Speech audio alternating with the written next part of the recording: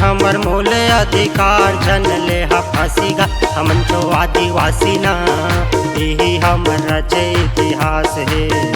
जन ले फांसीगा हमन तो आदिवासी ना यही हमर रचे इतिहास है।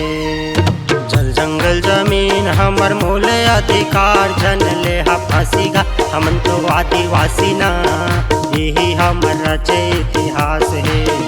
जल ले फांसीगा हमन तो आदिवासी ना यही हमर रचे इतिहास है।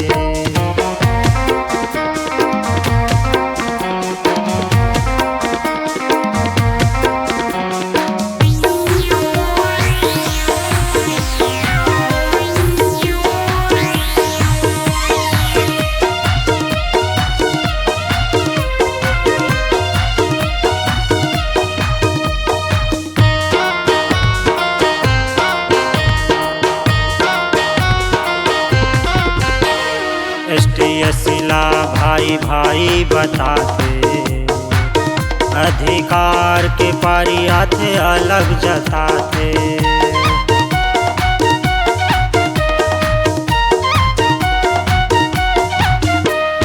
ST/SC भाई भाई बताते अधिकार के पारी आते अलग जताते। दुश्मन बैरी मन हमन ला आँखी देखाते हंस देव जंगल लाऊ मन अपन बताते। हंस देव जंगल लाऊ मन अपन बताते।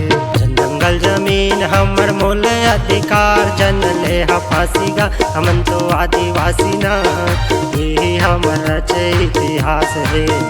जन ले फांसीगा हमन तो आदिवासी ना यही हमर रचे इतिहास है।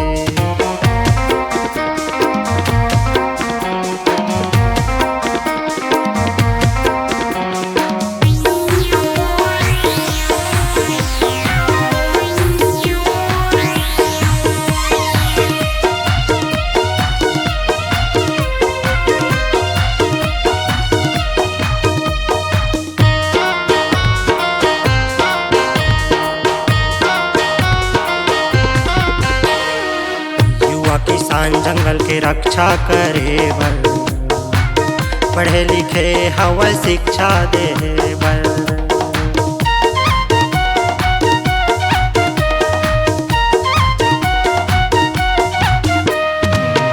युवा किसान जंगल के रक्षा करे बर पढ़े लिखे हवा शिक्षा दे बर।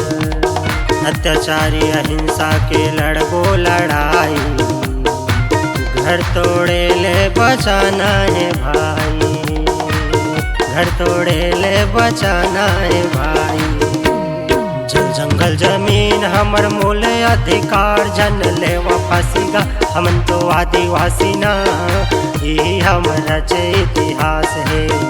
जन ले फांसीगा हमन तो आदिवासी ना यही हमर रचे इतिहास है।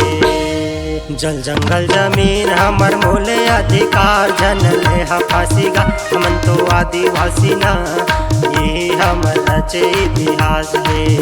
जन ले फांसीगा हमन तो आदिवासी ना यही हमर रचे इतिहास है।